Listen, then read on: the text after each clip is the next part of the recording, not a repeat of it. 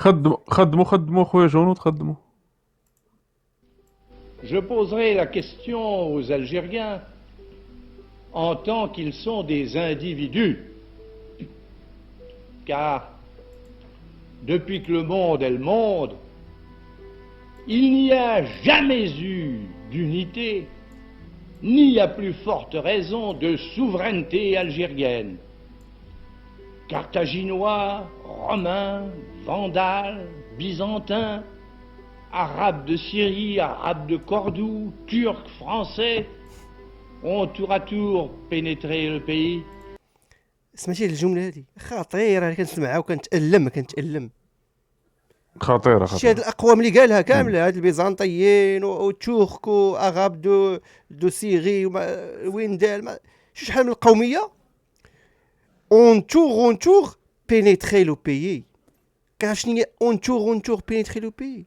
نويبه النويبه.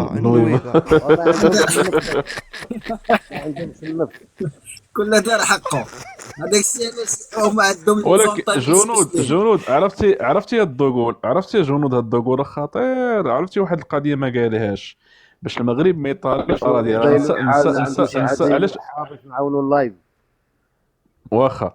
شوف جنود، علاش دوغول ما قالش، قال اتراك، بيزنطيين، اراب دو سيغي، اراب دو كوردو.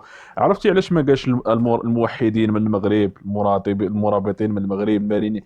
حيت ولد الحرام باغي المغرب يبقى دائما يعني ما يزيدش يطالب باراضي اخرى. ما قالش المغربي. واش المغاربه ما حكموش الجزائر اخويا جنود؟ حكموا الجزائر. علاش ما ذكرهمش؟ وعلاش موحدين ما ذكرش مرابطين. علاش ما ذكرش المرابط من المغرب، الموحد من المغرب؟ شي حاجه هذه. كلامك صحيح، فهذه ملاحظه مزيانه والله، ما لاحظتهاش ذاك المره. كلامك صحيح والله. ولكن عجبتني هذيك